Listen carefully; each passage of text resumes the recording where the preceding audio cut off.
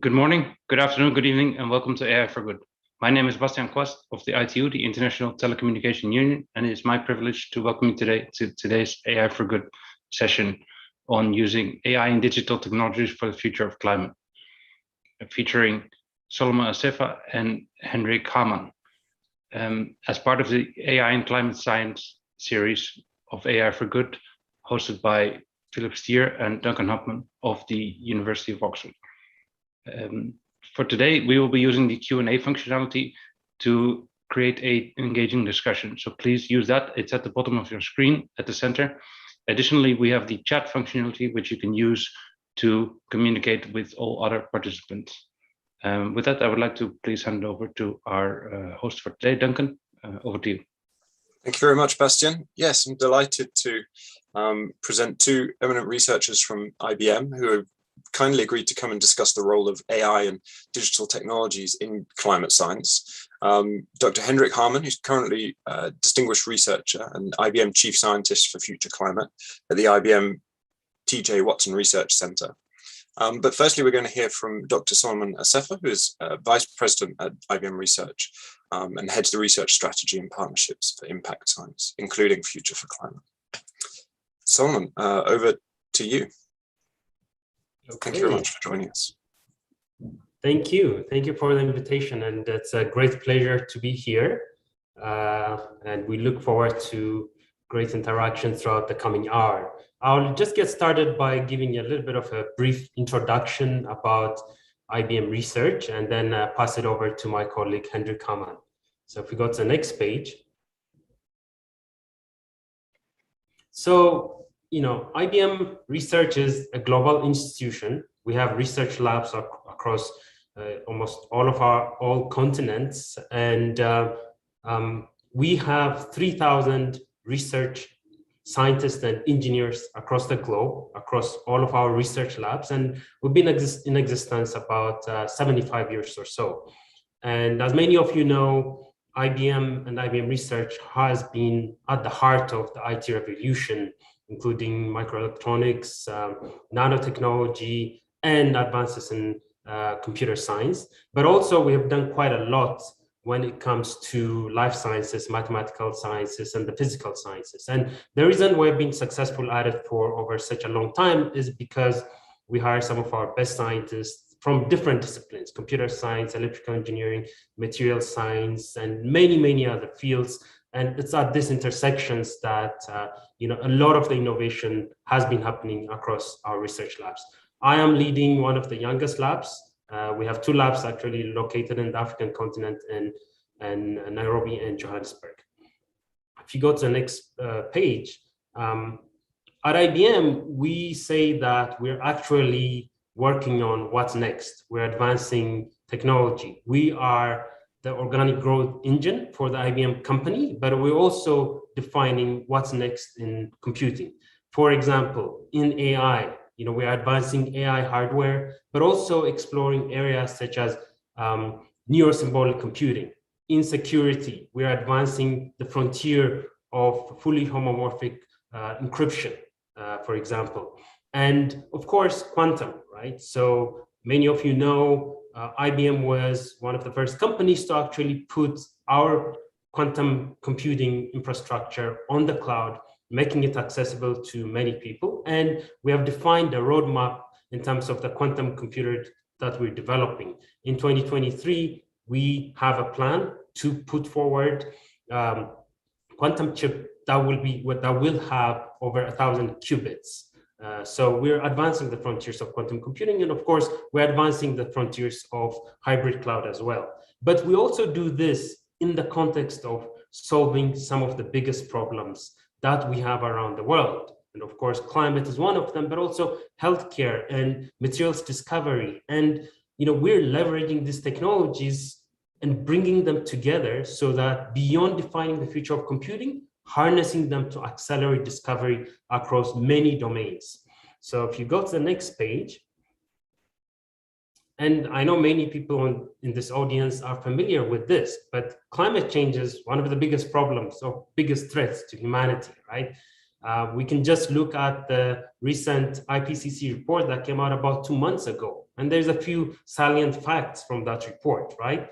One is climate change is here. We see it from, the severe extreme events that are happening more frequently, more severely, droughts, flooding, fires that are happening across many continents, right? And it's also, for the most part, a result of human activity, right? And it's a big global human threat. But I think the silver lining here is that technology in the past few decades had also advanced so much that it gives us a shot to, in the next decade to, bring it together and make substantial contributions so that we can act on mitigation as well as adaptation side of things. So mitigation meaning, how do we actually reduce greenhouse gas emissions? How do we account for it and reduce it? And how do we also capture carbon? How do we take it out of the atmosphere? And in the adaptation side, it's about decision systems, decision platforms that will help with preparedness, risk management, resiliency, and recovery. And we'll go a little bit deeper in these topics regarding what we're doing from within IBM. If you go to the next page. So again, there is global consensus that climate change is a big problem. The time is now to act. And there's also pressure that's mounting, across industries, across enterprises, and across governments. And there's three clear ones to call out. One is, of course, investor pressures, right? Investors are becoming very, very active. And we see it, for example, from a lot of the news out there, where they're pressuring directors on boards to act. And if they don't, they're voting them out, saying, look, you are accountable. We need to see the actions that you're taking when it comes to your company's ESG performance and what you're doing when it comes to climate and sustainability. Of course, consumer pressure as well. Consumers across all ages are becoming more and more conscious about climate and sustainability, right? And they're also being proactive in asking companies to become more conscious as well, right? And this is driving major shift. And then, of course, border pressure, policy change, landscape change as well. Like we all know that COP26 is coming next week. So there's a lot of discussions that are going to be happening. But if you look at the European Green Deal, some commitments from China, and of course, some commitments and bills that are being discussed in the US, it's all happening because of voters and citizens saying, we want to see some action in this space because climate change is a big threat to our lives. If you go to the next page, from IBM perspective, we have been very proactive for many decades. Over 30 years, we've been very transparent when it comes to our emissions and the targets that we put forward in terms of emissions reductions as well. And we've been putting out environmental reports for many decades, right? But this year has been monumental because of the commitments that we've put forward. For example, we have committed that we'll be net zero by 2030. And the way we get there is going to be by direct emission reduction. So that's our plan, by direct emission reduction and by procurement of renewable energy. And by 2025, by 2030, 90% of our operation is going to be run by leveraging renewable energy. And we believe that there's other innovations that we will help advance through partnerships to reach the other 10% as well.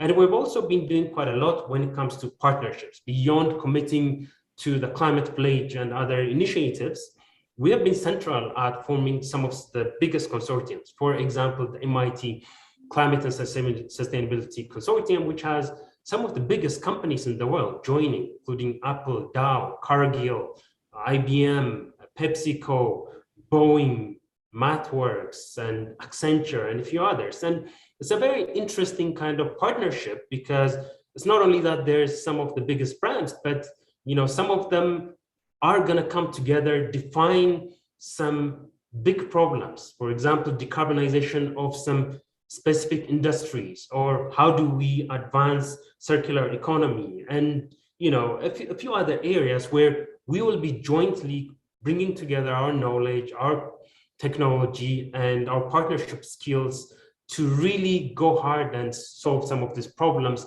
of course, by engaging different universities as well. And this is a model that we want to continue to replicate across the world. If you go to the next page,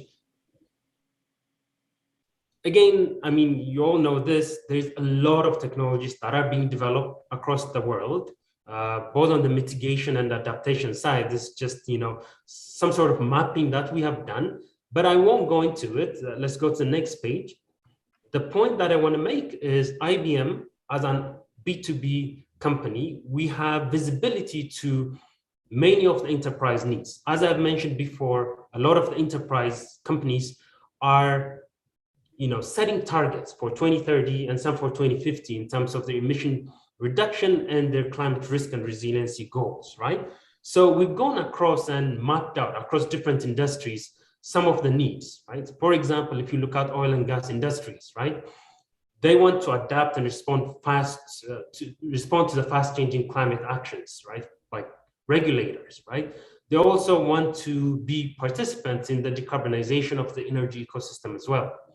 If you look at energy utilities, they are interested in facilitating the low carbon transition and electrification efforts, but they also want to manage the risk to the infrastructure because of climate risk, right? Or the extreme events that are happening more frequently and more severely. If you look at the financial services industry, they're interested in quantifying and monitoring risks to their investment portfolio, right? And they want to be driven by climate-informed capital management as well. And then if you look at retail space, they want to make sure that the supply chain is emitting less carbon, the supply chain is becoming low carbon footprint, but they also want to make sure that supply chain is becoming more resilient to climate change, right? So if you put all of this together, we see a few patterns that emerge.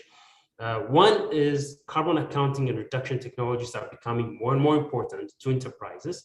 The second is climate risk and impact modeling and prediction technologies are also becoming more important. And then the third one is, of course, platforms that can manage massive amounts of data, bring it together, infuse AI, are also becoming extremely important.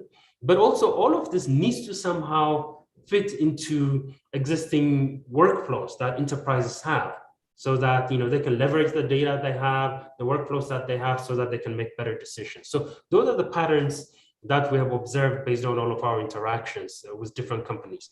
If you go to the next page, and then of course, based on this, we just came up with a big announcement about a week ago on October 12th.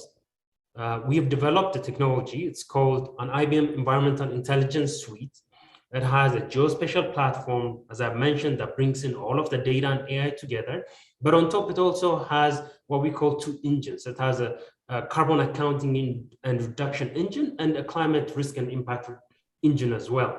And we brought this all together so that's consumable by enterprises and many of our partners. So I think I'll stop here and hand it off to Hendrik, who will go in much further detail into this technology, as well as overall portfolio of research that we have within IBM Research. Thank you, Solomon. Okay.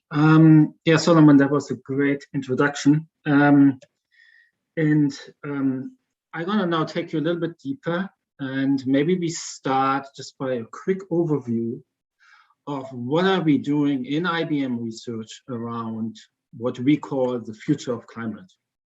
And as Solomon had mentioned, we think about this as technologies to help mitigating the impact of climate change and technologies which help with the adaptation or with adapting to the impact of climate change. Now, mitigation clearly is around removing carbon, reducing carbon, and we also look in much more detail in what does it actually mean for computing. Not only are we interested in using computing and using quantum computers for climate sustainability applications, but also how can we make this most efficient under carbon performant hybrid cloud. On the adaptation side, we have research programs which go really into the depths of underlying information architectures and systems and platforms to help us to accelerate climate modeling, climate impact modeling, in particular as it relates to geospatial aspects to it. On top of that, there sits a set of accelerators, which are which are in particular designed to use AI, to leverage AI for these types of tasks. And of course, we have applications sitting on top of that. So today, because we don't have a whole lot of time, we will talk about some of the mitigation technologies in the second part of this presentation, materials and processes. And on the adaptation side, we'll start with geospatial, and then what are the accelerators which we have. Okay.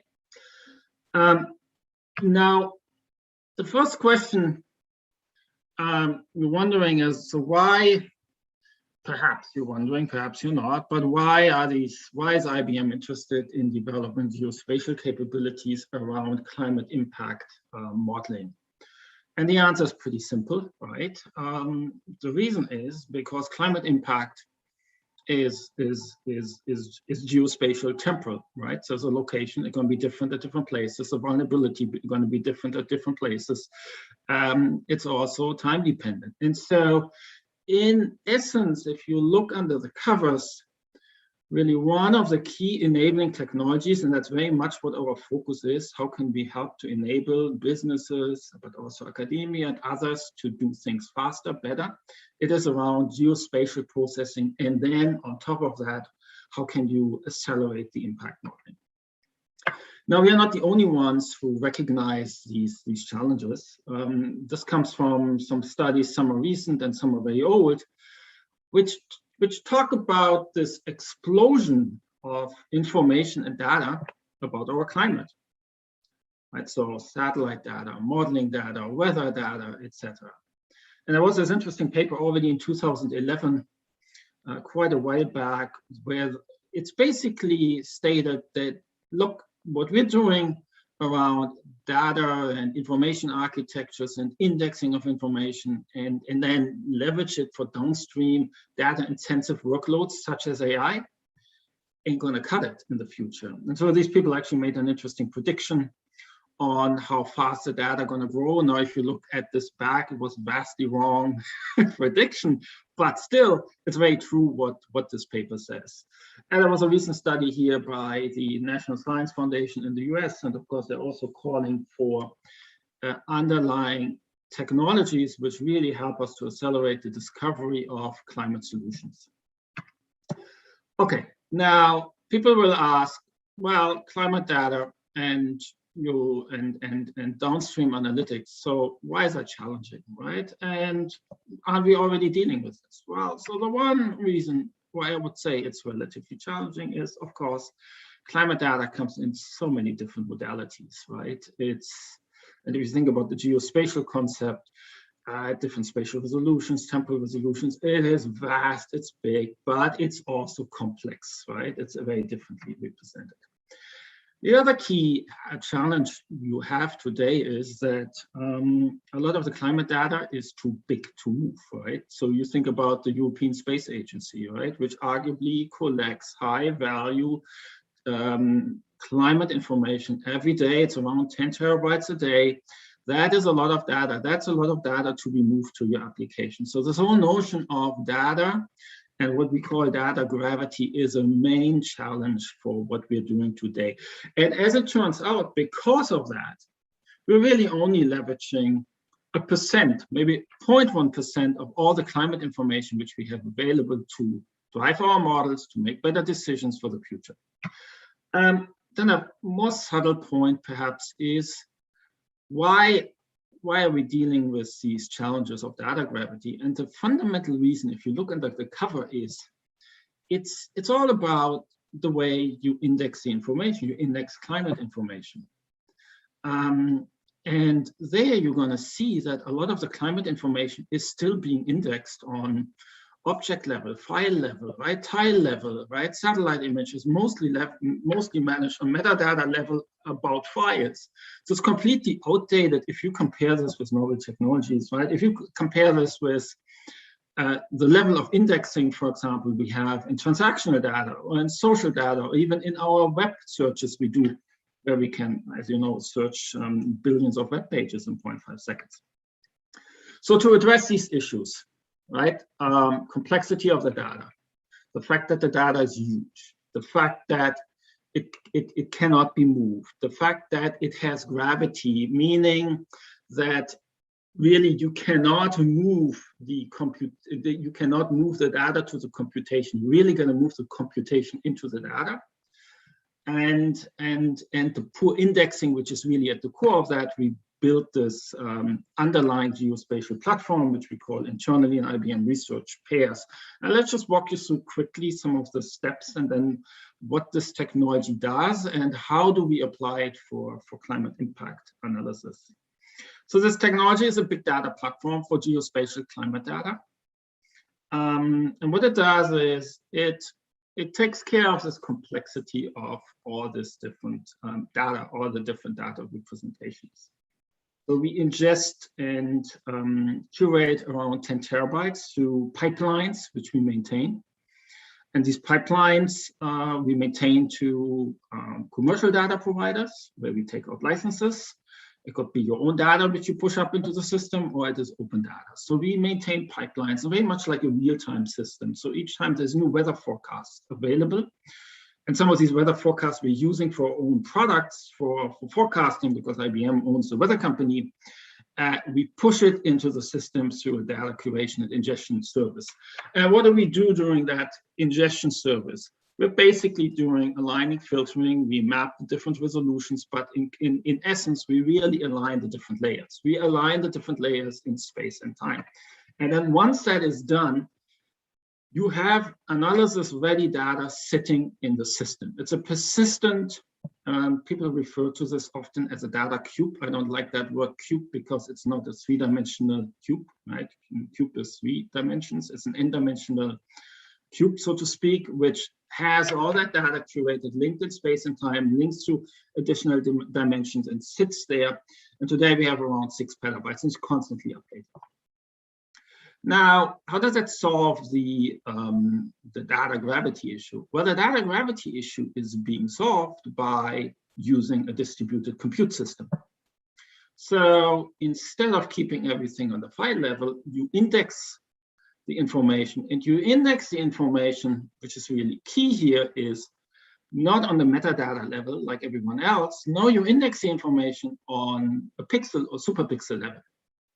And you use a concept which is of course vastly successful, key value stores, which are highly scalable. So you have a key, you have a value, and the key, which is really your index, is eventually longitude, latitude, some additional dimensions, some statistics about the superpixels you're going to be about storing.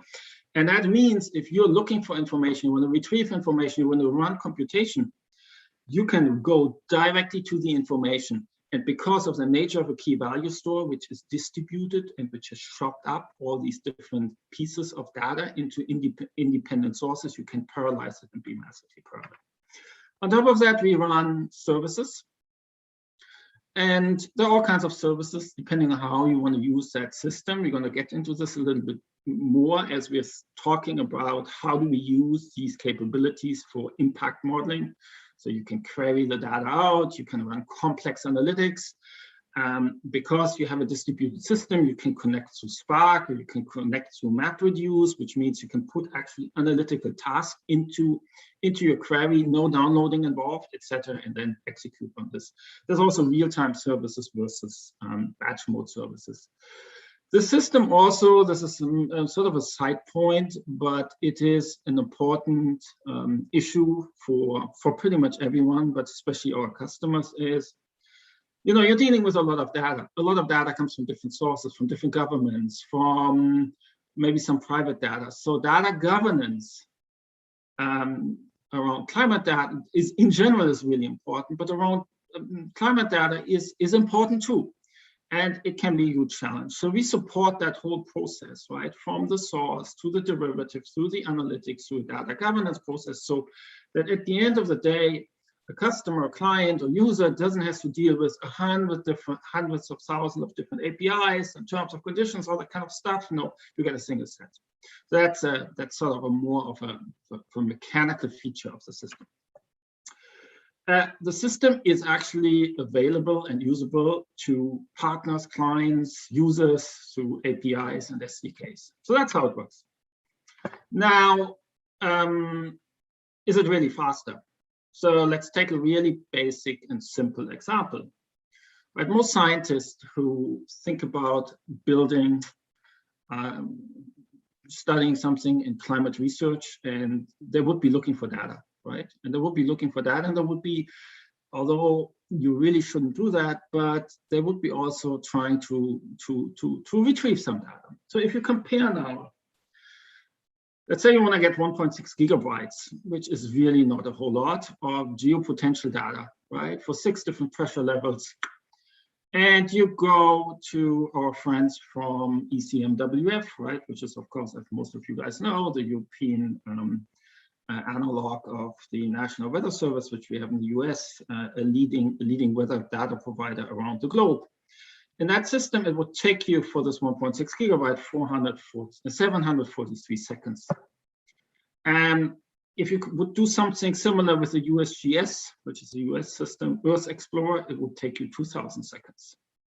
Now in pairs, and that is not because of anything else besides the indexing of the information. You can get this done in 5 seconds, and you can run that query at 5 megabytes per second. So that is a value of indexing. Let me give you another example. And admittedly, it's a little bit of a toy example, but I think it drives home that point. So you've seen how relatively simple but pretty massive technology can really accelerate getting access to data. So how can you run some more simplistic analytics? So let me take that example of the increase in temperature, right? And of course, everyone has seen sort of plots like this, which plots like, this is in Fahrenheit, so it's the US, but over time they say, okay, if you look at the Earth's surface and you plot the temperatures up, you can see in the 1980s, you suddenly see this increase. And today we are increasing roughly in terms of surface temperatures by around 0.04 degrees per year. Now, it's interesting to ask the question, well, of course, is this different in different places? We know it's different in different places. Now, what we've done here, and this is just to demonstrate what you can do with modern systems and how much faster you can do this, you can say, look, I want to try to find this out for myself, but I also want to get some maps and want to know which areas have become hotter and colder due to recent climate change. So I can go back to the ERA 5, which is a fantastic reanalysis data set, which is available. It's a massive data set, but we have it available in pairs and being curated, and it's all there. It's ready to go, and you can actually deploy these types of computational tasks. So what have we done here? Well, so you think about it. So you have actually, depending on how far you go back, in this case, we took 200,000 timestamps, which means we have 200,000 images. And each of those images has 4.5 million data points, pixels. So you do the math, each pixel is around 4 bytes, 3 terabytes. And now I want to understand, maybe run a regression, what areas have gotten hotter and warmer. So if I would do this in a conventional way, and I would download this data, even if I would have a system like pairs, it would take me 6 to 7 months. Now I can parallelize it, but it's a long process. Now, here's what you can do with technology, which allows you to push analytics into these massive climate data. And what it does here is you write yourself an analytical function which you submit to the pair system and say, look, I don't want to download all this data. I just want to know what the regression coefficients are for all these 4.5 million data points regressed over 200,000 timestamps. It's just a few lines of code. And it takes you 26 seconds if you just launch a single pair thread, although that thread goes out parallel into a cluster system. But you can see here that you can get easily, and it executes in 26 seconds. And this is sort of the result you're going to see. So you're going to see the areas which have seen much larger temperature increases based on ER5 reanalysis data and others which haven't. So of course, it shows sort of the usual suspects in the US, East Coast and the West Coast, Eastern Europe, et cetera, and some of that is of course known, but it does show you how fast you can execute on these systems. Okay, now this was our geospatial capability. Now, how do you go now further? And for that, we have integrated really tightly a modeling framework. We call it the climate impact and the climate risk and impact modeling framework. And what does it do? It basically is an environment supporting AI workflows, which classical AI workflows, but also classical workflows you would do for climate impact modeling, which help you to create, for example, all kinds of geospatial data products, but in this particular case, climate hazard maps. So how does it work? Well, so it sits on top of that. And what you do is you have thousands, you have 7 petabytes of layers in the pair system, which is out here on the left. It could be any data really, right? It's all integrated. It could be vector data, it could be time series data, it could be raster data, it could be etc. LiDAR data, and so there's more to be said here. But in general, it could be any kind of data. It's all represented in different layers or in other forms as key value. And then you say, oh, I want to run a flood model. I know what the areas, I know what the times are, I know what the forecast horizons are. You're going to drive this flood model. So there's a whole set of different forecast models available in the system, whether you want to drive it on historical data, on current data, on future data, etc. So the system goes out, picks up this, does a model prediction. You also can, and this is a workflow, so you can also say, no, now I'm doing my models, my predictions, my forecast. Is there a way to validate it? And so if you have observations, and a lot of observations, for example, weather station data, or maybe remote observations, or gauge measurements, etc., is available.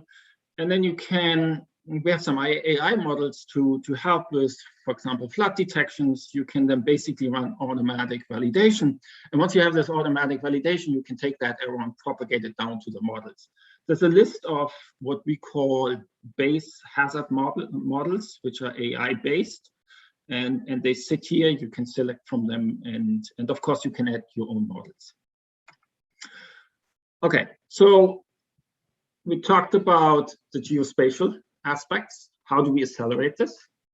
We talked about how do we accelerate climate impact modeling.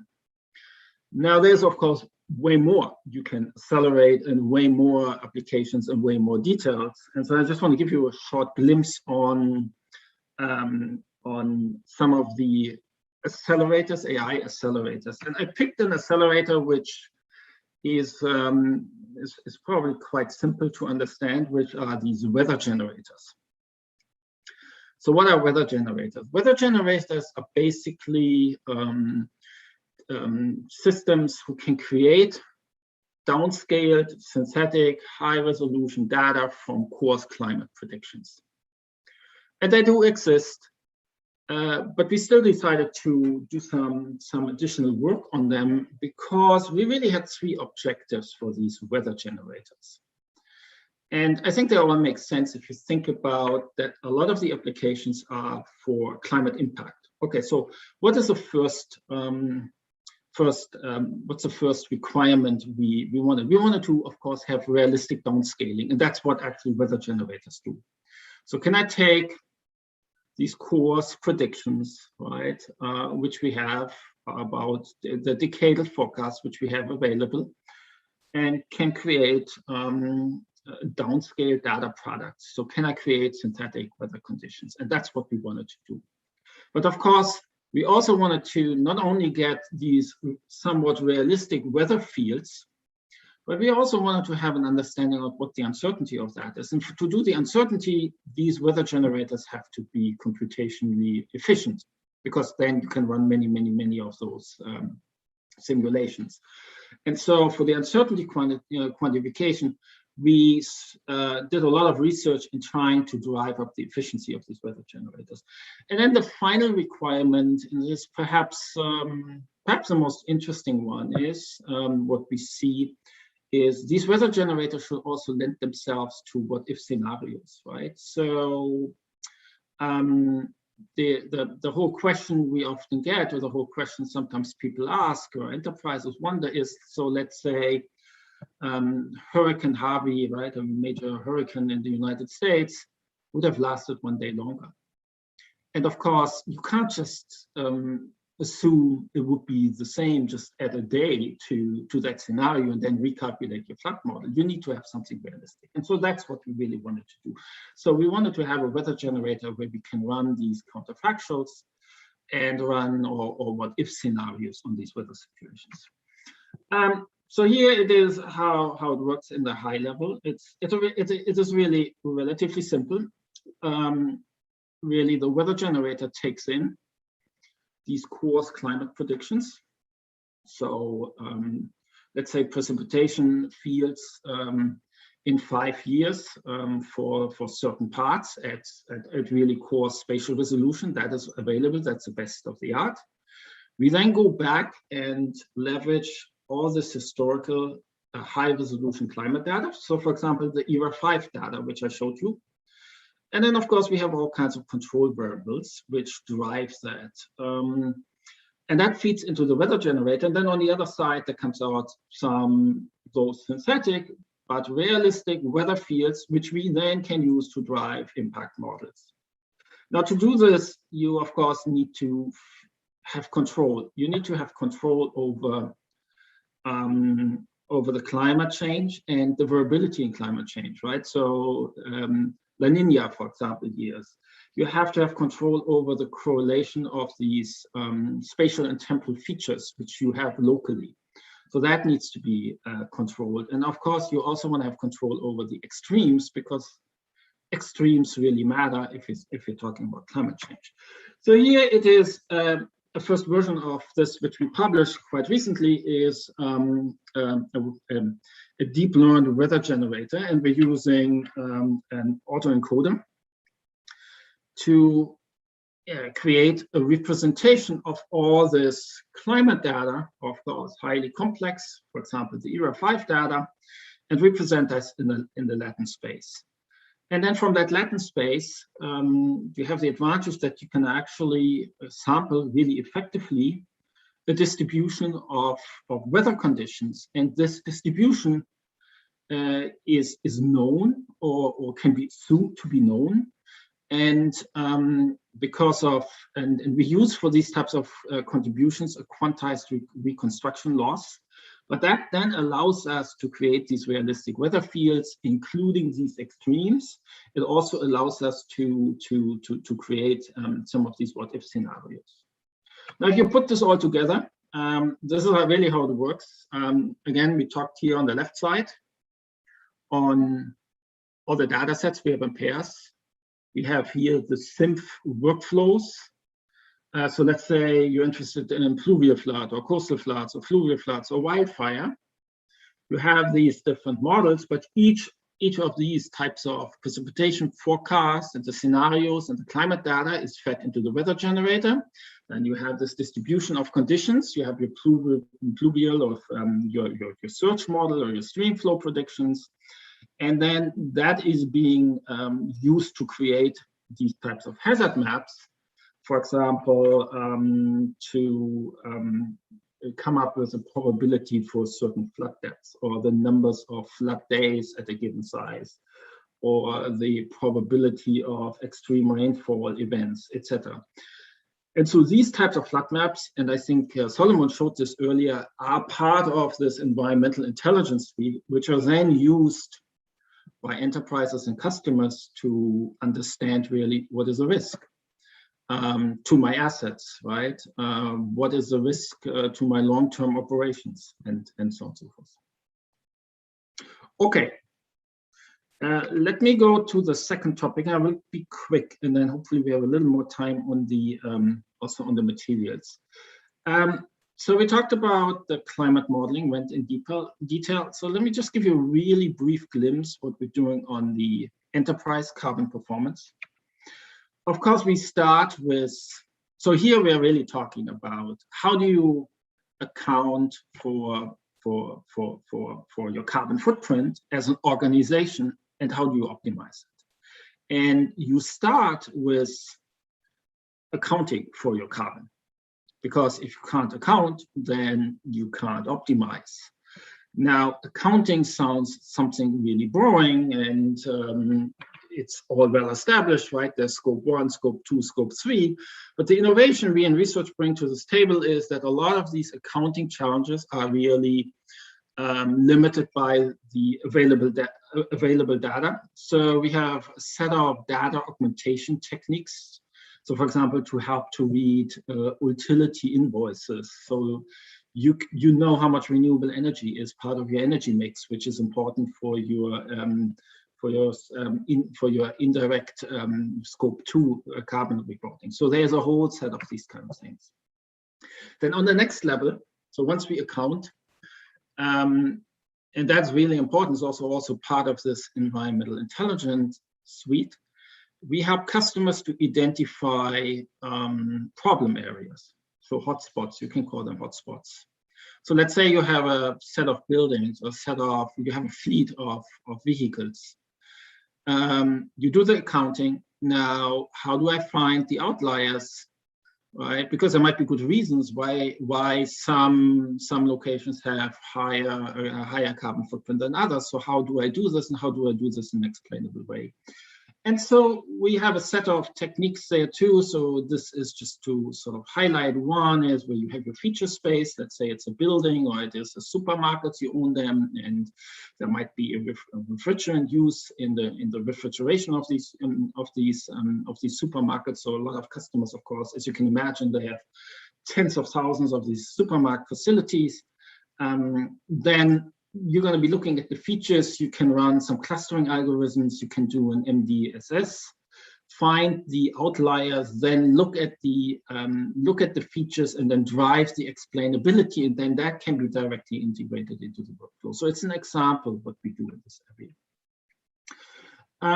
I think I will sort of really quickly just focus on what we're doing sort of in the agricultural sector, right? Carbon performance in the sort of in the classical carbon accounting in the classical case is indeed very often driven by sort of data sources, or where you get your energy from. In agricultural production, it's much more complex, because again, there's some geospatial features which go in there, right? So you have agricultural production. So then the question is, for many customers, what's the carbon footprint of the grains I purchase, or the grains I purchase which I then use for cornflakes or whatever, right? And so there, again, we have our geospatial capabilities. We have this sparse landscape of data where you can think about this as a space-time problem. So some data might be available in the year, on the yearly basis, on a monthly basis, on a daily basis.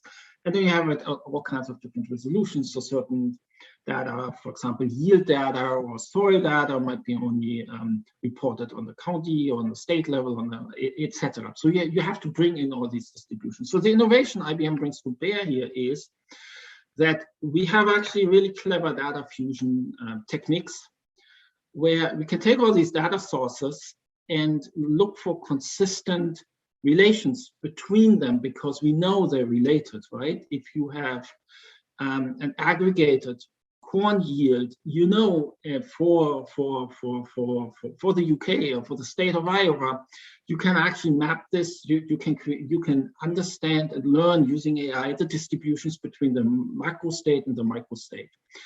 And once you have this represented in these distributions, let's say it's for yield, or for tilling, or for cover crop, or for irrigation practices, then you can create these and compute these carbon maps. And then these carbon maps are not just limited to one data source. In fact, they're looking at all these different data sources being integrated. This is an example a colleague of ours did for, in this case, it's not an agricultural problem, but for trees and carbon capture in trees. And in this case, we estimated, and of course, these things are always somewhat of an estimation of the carbon sequestered in all the trees. Of course, the amount of trees being sequestered in Manhattan, it depends on the seasons and so on and so forth, but it shows you how you can take these AI tools, the geospatial analytics, and integrate this all to get things at scale. Let me just, one minute, I think we're already getting close to the end here, but 1 minute, touch on what we're doing in the materials. So we talked about geospatial, the climate impact modeling, we talked about the carbon performance. Let me just say a few words around what are we doing around capturing carbon. And you won't be surprised to hear, oh, IBM is in the business of capturing carbon, right? And what we're really doing here is we are trying to use AI experiences we have in the semiconductor industry, actually, to discover new materials, new processes, so new sorbents or new membranes, which are made out of polymers, to discover these materials, so we can capture carbon more efficiently. And why do we think AI could play a huge role is, well, or why there's an opportunity is because any sophisticated material you have today, think about materials you use in a semiconductor process, or think about materials you use for insulating, for insulations, or materials you use in airplanes. It costs an enormous amount of time and money to do this. So here, the question we're really asking is, can AI help? And it can, to help with the acceleration of better materials for carbon capture. And before we go into all these details, let me just show you one example. And of course, in that, as Solomon pointed out, right, we're using for this accelerated discovery all the tools we have, right? The supercomputers, the quantum computers, our AI accelerated, and of course, all based on hybrid cloud. So to give you an example here is, and let me play this. This is actually something we discovered by using AI, and we did really three things. Let me play these movies here. We really looked here into finding membrane materials to separate carbon more efficiently. And so how do we go about it? Well, we used AI to actually be much more efficient in leveraging all the body of literature, which is available on these types of polymers, which you might consider for these membranes. And we use deep search, and we, instead of just Googling around or whatever you do to find sort of getting some ideas of what people have done in this area, we create queryable knowledge graphs. And from these queryable knowledge graphs, you can build generative models. And these generative models come up with ideas what molecules you could actually consider for these types of membranes. And then once you have these candidates, you can simulate this, and these are the simulations. And once you have simulated, we actually in IBM, we have autonomous lab validation technologies there. So these steps here, right, these 4 steps, deep search, generative models, AI-enriched simulations, and then the validation through models is something we have applied actually very successful to materials in the semiconductor industry, which were actually groundbreaking materials. And this is exactly now what we're doing with carbon materials, right? So whether this is on membranes or whether this is on sorbents, or whether it is actually finding processes to reduce carbon. And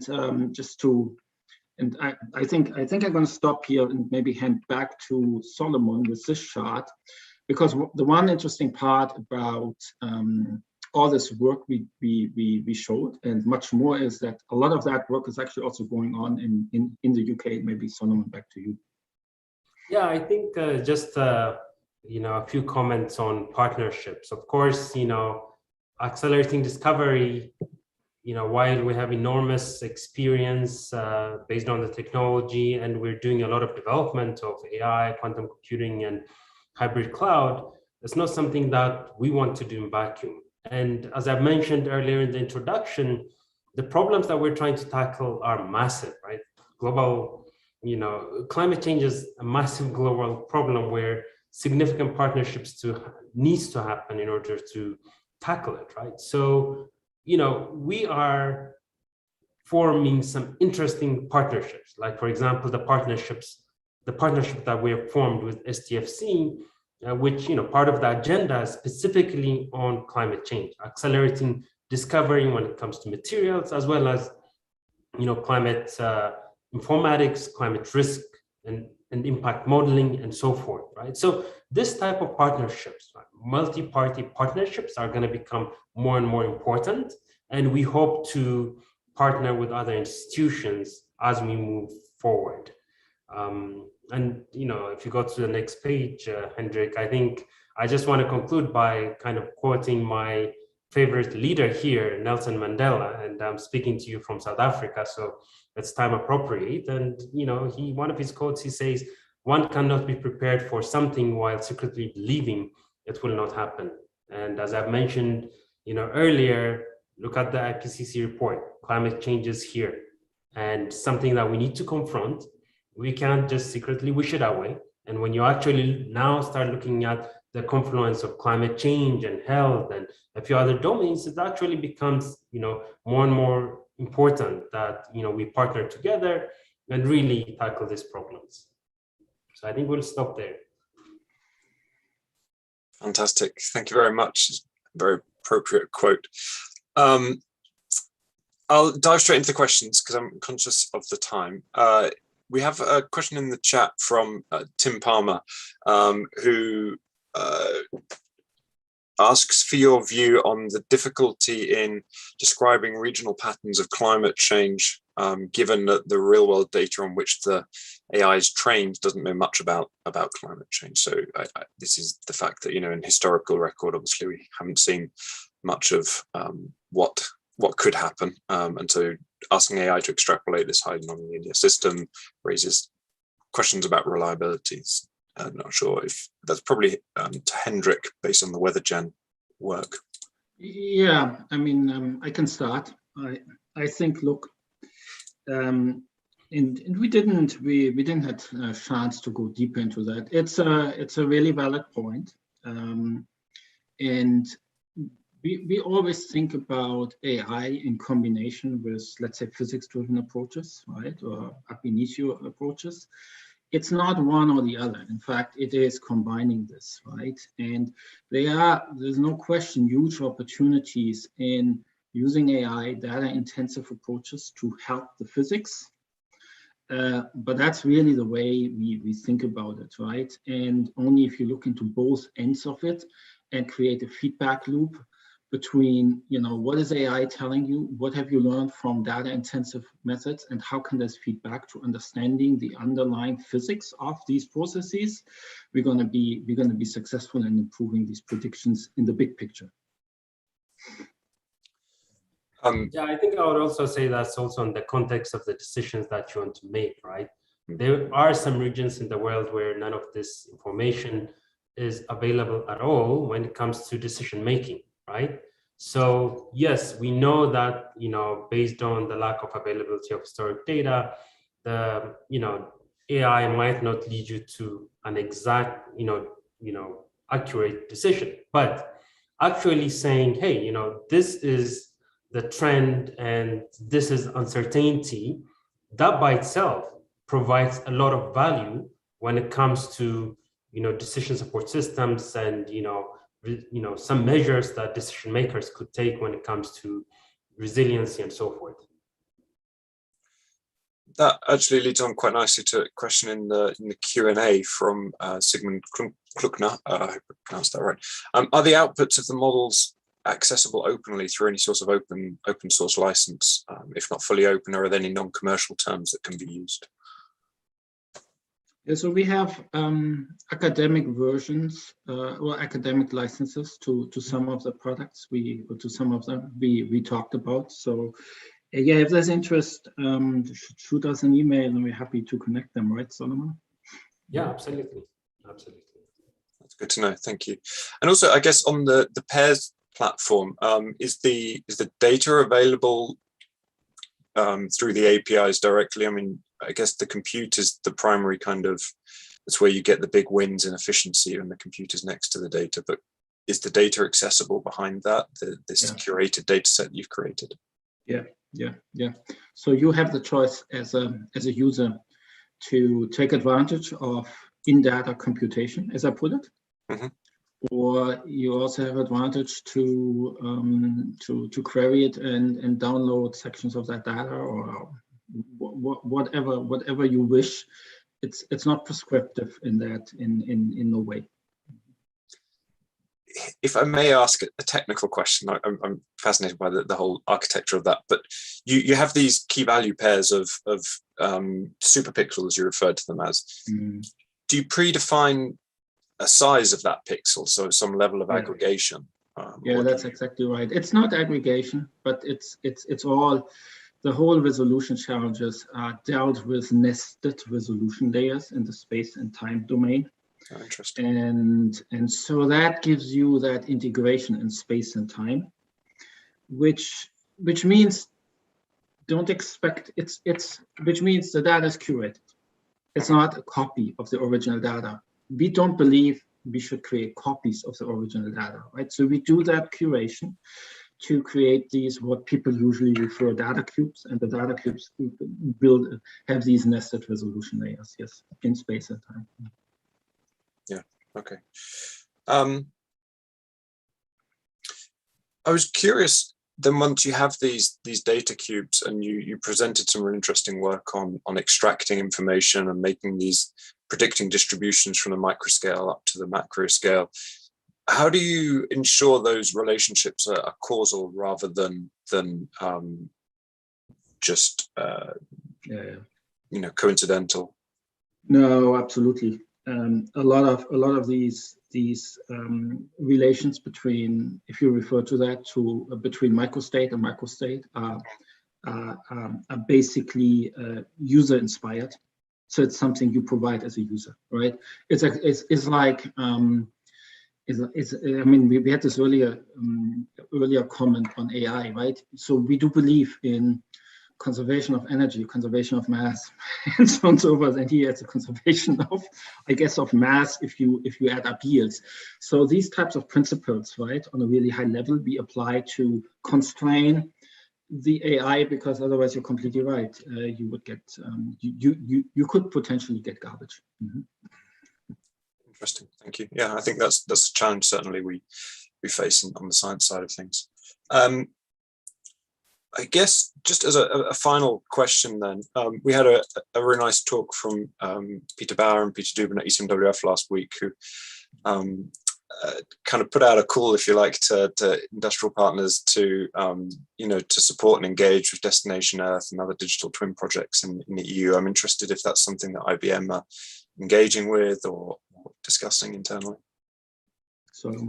Yeah, we're very keen. There's some preliminary conversations that are happening, but as I've mentioned, I mean, the only way forward is through, those type of partnerships. And I think everybody has some value to bring to the table, right? So there's a lot of synergy, and we look forward to partnerships. Yeah. Yeah, I mean, this data structure looks fantastic for that kind of thing, enabling these technologies. Yep. Brilliant. Okay, I'm conscious of the time, so I think we'll close it up there. Thank you very much again to both of you. It was a great talk. And I hand back to Bastian to close us out. There will pop up a short survey asking how you found this talk, so please do give us your feedback. Bastian. Thank you, Duncan, and thank you very much to our speakers, Hendrik and Solomon. That was a very great discussion, and please let us know if you enjoyed it. The poll is up on your screen. With that, we would like to end the session, and thanks very much again to our hosts, Philip and Duncan, and the speakers, Hendrik and Solomon. We have several interesting discussions coming up. So tomorrow there's a discussion in the Trustworthy AI series, and we'll have another discussion in AI and climate science next week. Please join us for that. And with that, thank you very much, and we hope to see you soon.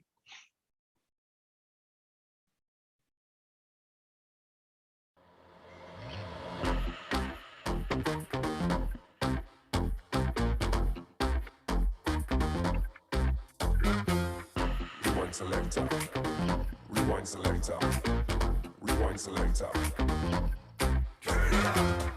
rewind selector, rewind selector, rewind selector.